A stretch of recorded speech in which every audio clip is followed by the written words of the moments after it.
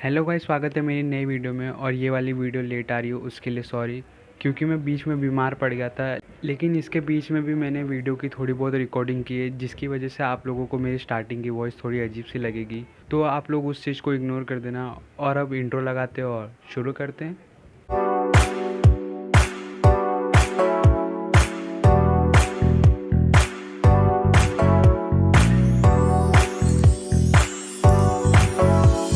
Episode के start होते हैं हम देखते हैं कि कोमी स्कूल जाने के लिए तैयार हो गई है, और वो जैसे ही घर के बाहर कदम रखती है तब हमें पता चलता है कि घर के बाहर तो बहुत बड़ा तूफान आया रहता है और बहुत ज़ोरों से बारिश हो रही रहती है, जिसकी वजह से कोमी थोड़ा भीग जाती है। तो वो घर के अंदर आके अपने आप को साफ़ कर रही रहती है। तभी उसकी मॉम आके उसे बताती है कि उसके टीचर का फ़ोन आया था और उन्होंने कहा है कि जब तक तूफान शांत नहीं हो जाता तब तक स्कूल आने की कोई ज़रूरत नहीं है, यानी कि उसे एक तरीके से छुट्टी मिल गई हो इस वाले दिन।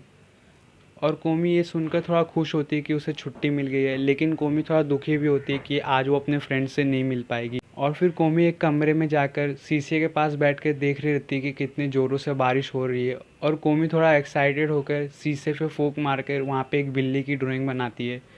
और वो जैसे ही ड्राइंग को कंप्लीट करती है तभी बिजली कड़कती है और घर की लाइट भी चली जाती है। तो उसकी मॉम उससे पूछती है कि क्या वो ठीक है, और कोमी इस चक्कर में बहुत ज़्यादा डर गई रहती है। और कोमी की माँ उसे बुलाती है कि अच्छा तुम यहाँ पे आओ, और उसे थोड़ा शांत करती है। और कोमी की माँ उसे बोलती है कि तुम यहीं पे रुको, मैं चेक करके आती हूँ कि घर की लाइट क्यों गई है। और जब कोमी की मॉम जा रही रहती है तब कोमी उन्हें पीछे से रोकने की कोशिश करती है, लेकिन तभी बिजली कड़कती है और साथ में उसका फ़ोन बजता है, जिसे कि सुनकर कोमी की और भी ज़ोर से चीख निकल जाती है।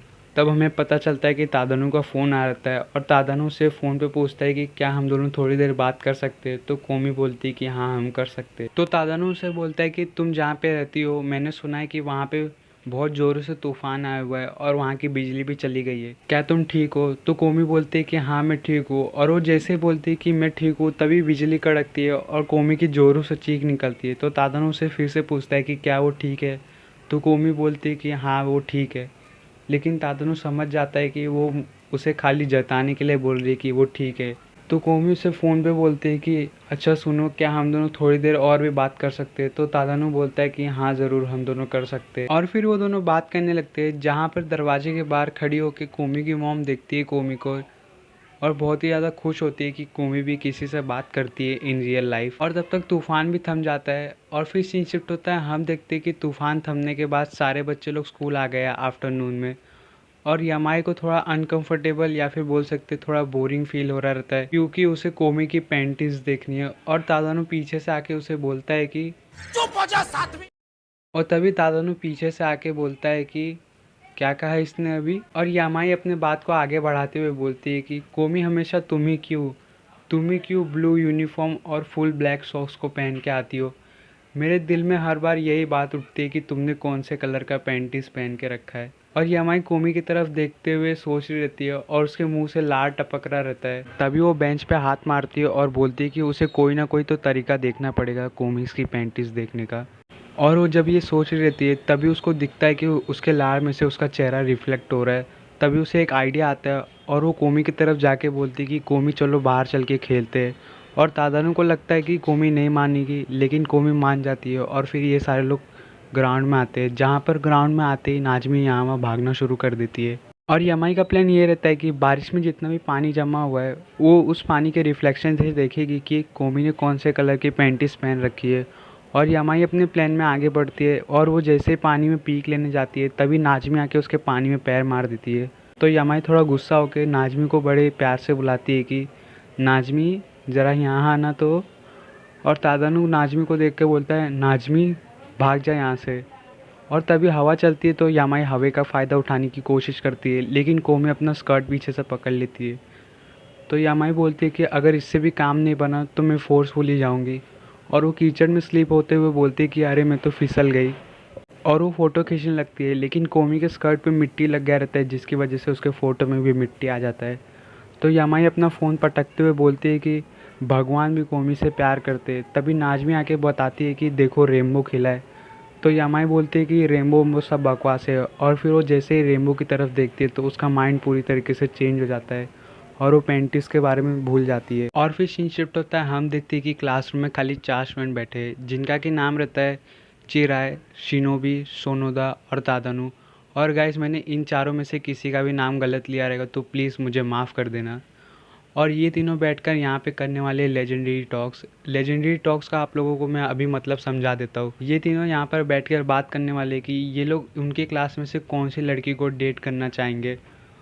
और ये तीनों दो दो स्टोरी सुनाने वाले और चारों जन इमेजिन करेंगे और तादानु एक स्टोरी सुनाने वाला है जो कि वो अकेले इमेजिन करेगा। तो सबसे पहले चिराग स्टोरी सुनाता है जो कि वो नाजमी को डेट पे लेके गया रहता है एक अम्यूज़मेंट पार्क में। और अम्यूज़मेंट पार्क में ये दोनों बैठ के आइसक्रीम खा रहे रहते हैं, जहाँ पर चिराग का ध्यान भटकता है और नाजमी उसमें से एक बाइट ले लेती है उसके आइसक्रीम में से और बोलती है कि अगर तुम ध्यान नहीं दोगे तो मैं तुम्हारी सारी आइसक्रीम खा जाऊँगी। और ये वाली स्टोरी ख़त्म हो जाती है यहीं पे। और ये दोनों को ये स्टोरी पसंद आती है लेकिन तादानु को बिल्कुल भी पसंद नहीं आती क्योंकि उसे पता है कि नाजमी कैसी है। और चिराग अपनी सेकंड स्टोरी स्टार्ट करता है जो कि वो आगरी को डेट पे बुलाया रहता है और वो आगरी का खड़े होकर इंतज़ार कर रहा रहता है उस प्लेस पर। तभी आगरी भागते हुए आती है और बोलती है कि मुझे कपड़ा सिलेक्ट करने में थोड़ा देरी हो गया। तो चिराग बोलता है कि नहीं कोई बात नहीं, मैं भी अभी आया हूँ। और वो उसकी थोड़ी कपड़े की तारीफ़ करता है कि आज तुम्हारा कपड़ा थोड़ा ज़्यादा ही फ्लैशी लग रहा है या फिर थोड़ा बोल सकते हैं पारदर्शिक लग रहा है। तो आगरी थोड़ा शर्माते हुए बोलती है कि मुझे कोई फ़र्क नहीं पड़ेगा तुम्हें दिखाने। और ये वाली स्टोरी भी ख़त्म हो जाती है। और ये वाली स्टोरी भी इन दोनों को बहुत पसंद आई रहती है लेकिन तादानु को बिल्कुल भी पसंद नहीं आई रहती। और फिर सोनोदा स्टोरी सुनाना स्टार्ट करता है जो कि उसकी पहली स्टोरी रहती है। और वो यमाई को डेट पे लेके गया रहता है एक रेस्टोरेंट में, जहाँ कर खाना खा के यमाई को बिल्कुल भी पसंद नहीं आया रहता। तो सोनोदा उसे शांत करते हुए बोलता है कि अच्छा तुम ज़्यादा गुस्सा मत करो, देखो अभी हमारे रिलेशनशिप को 1 महीना हो गया है और मैं तुम्हारे लिए गिफ्ट लेके आया हूँ, जो कि उसके लिए एक न्यू ईयरिंग्स लेके आया रहता है। और यमाई देखती है वो नए ईयरिंग्स तो उसे बहुत ही पसंद आता है लेकिन वो उसे दिखाती नहीं है कि उसे वो पसंद आया। और ये वाली स्टोरी भी यहाँ पे ख़त्म हो जाती है। और ये दोनों को ये स्टोरी भी बहुत पसंद आई रहती है लेकिन तादानु को ये स्टोरी बिल्कुल भी पसंद नहीं आई रहती क्योंकि उसे पता है कि यमाई का असली रूप क्या है। और फिर सोनोदा अपनी सेकंड स्टोरी सुनाता है जो कि वो नाका नाका के घर पे रहता है, उसे कहीं वो डेट पे नहीं लेके गया रहता और वो नाका नाका के घर पे बैठ के गेम खेल रहा रहता है। तब नाका नाका देखती है और बोलती है कि तुम बरोबर नहीं खेल रहे हो, लाओ मुझे दो, मैं तुम्हें खेल के दिखाती हूँ। और नाका नाका उस लेवल को कंप्लीट कर देती है। तो सोनोदा उसकी तारीफ़ करता है कि तुम इसमें बहुत ही सही हो।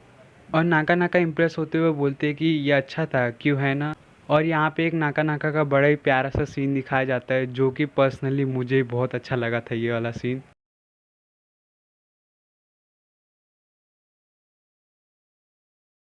और फिर शिनोबी स्टोरी सुनाना स्टार्ट करता है जो कि वो एक विलेज में रहता है और जिस विलेज में वो रहता है उस विलेज के एक टीचर का वो स्टूडेंट है। तभी उसे इनाका आवाज़ देती है और एज़ यूजुअल इनाका उसके टीचर की बेटी रहती है। और स्टोरी के मुताबिक शिनोबी को उसके ऊपर क्रश रहता है। तभी इनाका आती है जो कि वेजिटेबल कलेक्ट कर रही रहती है, तो वो उसे एक वेजिटेबल देती है खाने के लिए। तो शिनोबी उस वेजिटेबल को खाता है और इनाका उससे पूछती है कि ये अच्छा था क्यों, है ना। और ये वाली स्टोरी भी यहाँ पे ख़त्म हो जाती है लेकिन ये वाली स्टोरी में रहता है और बोलता है कि इंक्लूडेड तादानु को भी पसंद आई रहती है करता हूँ, इसके लिए मैं घर दूर से जाता हूँ। तभी उन दोनों में से कोई एक बोलता है कि इनाका बहुत ही प्यारी लगती है एक देसी लड़की में अपनी पहचान छुपाकर। तब तादानु ये सुनकर बोलता है कि अच्छा तो ये बात इन्हें पता है क्यों, है ना। और ये वाली स्टोरी भी ये चारों को बहुत पसंद आई रहती है। और फिर शिनोबी अपनी सेकंड स्टोरी सुनाना स्टार्ट करता है जो कि वो यादानो के साथ कन्वीनियंस स्टोर से बाहर निकलता है और वो दोनों घर की तरफ बढ़ते। और यादानो बोलते हैं कि अच्छा जल्दी घर चलो, घर चल के कुछ गर्मा गर्म खाते हैं। तो शिनोबी बोलता है कि हाँ अच्छा चलो चलते हैं जल्दी जल्दी। तो यादानो बोलते हैं कि अच्छा चलो घर तक रेस लगाते हैं। और यहाँ पे एक यादानो का बड़ा ही प्यारा सा सीन रहता है जो कि मुझे भी अच्छा लगता है। और ये वाली स्टोरी भी ये चारों को पसंद आई रहती है। और तादानु सोचता है कि यादानो भी इतनी क्यूट दिखती है, मुझे ये बात तो नहीं पता थी। और फिर फाइनली ये लोग कोमी के बारे में डिसाइड करते हैं और बोलते हैं कि कोमी के लिए हम लोग बहुत ही अच्छा एपिसोड बना के रहेंगे। और फिर ये तीनों सोचने लग जाते हैं। और फिर 5 मिनट बीतता है और फिर 10 मिनट और ये तीनों पैनिक करने लगते हैं और चिल्लाते हुए बोलते हैं कि क्या हो गया है मुझे, क्या हो गया मेरी इमेजिनेशन पावर को, मैं अपने आप को कोमी के साथ अकेले इमेजिन क्यों नहीं कर पा रहा। और फिर एक स्टोरी स्टार्ट होता है जो कि हम देखते हैं तादानु और कोमी बैठ के डिनर कर रहे होते हैं। और डिनर ख़त्म होने के बाद तादानु बोलता है कि अच्छा चलो मैं तुम्हारी डिश धोने में मदद कर देता हूँ। तो कोमी उसे मना कर देती है। तो तादानु बोलता है कि अच्छा चलो हम स्टोन पेपर सीजर से डिसाइड करते हैं।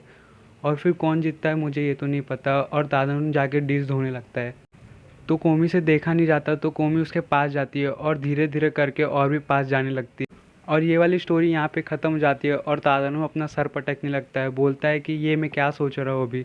और ये तीनों देखकर डर जाते हैं और बोलते हैं कि क्या हो गया इसे, ये ठीक है। और फिर सीन शिफ्ट होता है, हम देखते हैं कि कोमी अपने घर पे बैठ के एक कैट कैफ़े का एडवर्टाइजमेंट देखती है, जहाँ पर वो स्कूल आने के बाद तादानु और नाजमी को बताती है। और फिर वो नाजमी को इनवाइट करती है कैट कैफ़े के लिए, लेकिन नाजमी उसके मुंह पे रिजेक्ट कर देती है। और फिर वो तादानु को इनवाइट करती है तो तादानु भी झूठ बोल देता है कि उसे कुछ तो काम है, और वो सजेस्ट करता है कि वो किसी और को बुला ले, जैसे कि ओनमाइन को। तो ओनमाइन सामने से खुद चल के आती है और ऑफ़र को एक्सेप्ट कर लेती है। और फिर हम देखते हैं कि ये तीनों कैट कैफ़े पहुंच चुके हैं, जहाँ पर इनके साथ ओतरी भी आई रहती है। और कोमी कैट कैफ़े पहुंचने के बाद बहुत ही ज़्यादा एक्साइटेड रहती है इतनी सारी कैट्स को देखकर।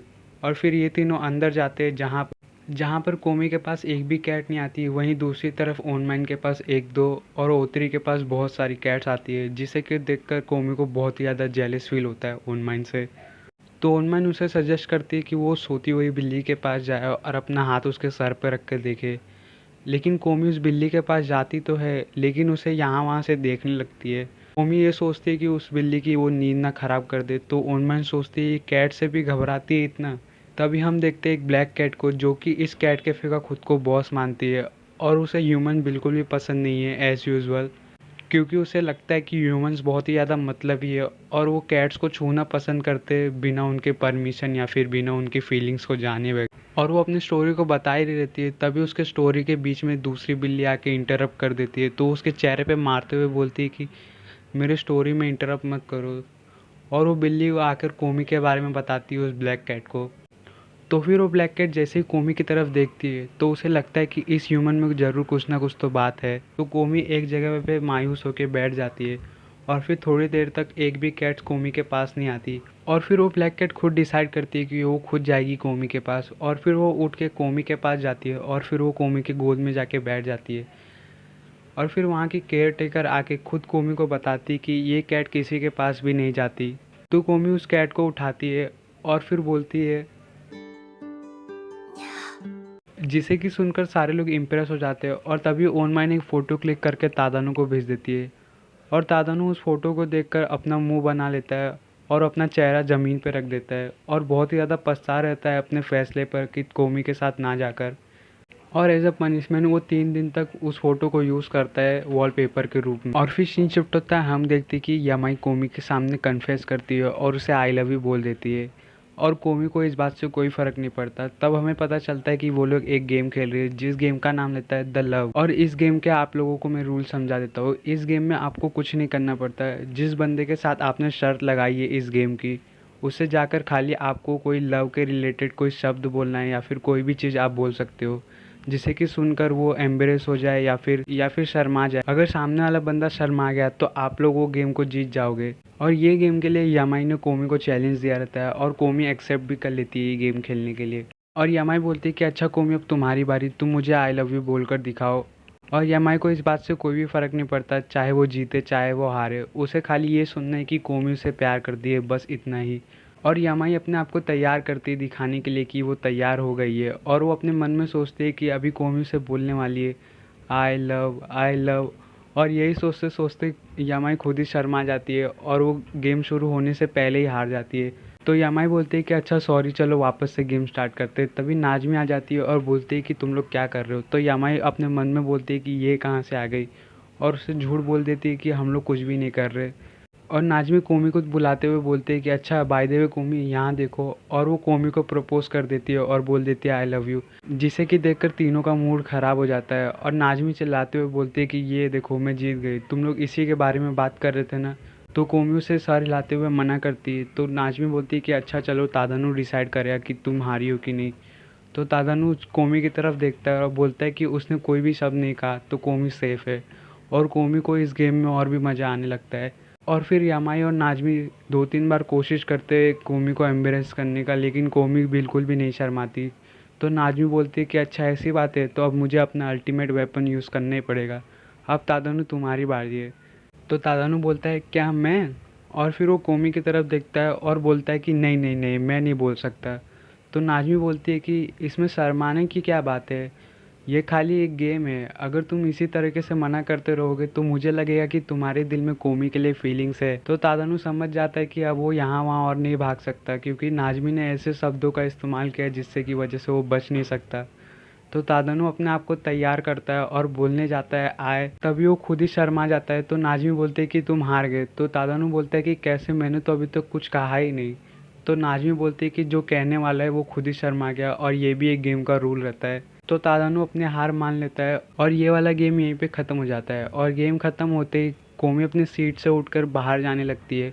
और कोमी बाहर जाकर इतनी बुरी तरीके से शर्माती है कि पूछो ही मत, क्योंकि वो अपने आप को बहुत ही ज़्यादा कंट्रोल कर रही थी कि वो ना शर्माए ये लव वर्ड को सुनकर। और फिर हम एक्स्ट्रा सीन में देखते हैं कि कोमी वापस से जाती है उसी कैट कैफ़े में उस कैट से मिलने के लिए। और ये वाला एपिसोड यहीं पे ख़त्म हो जाता है।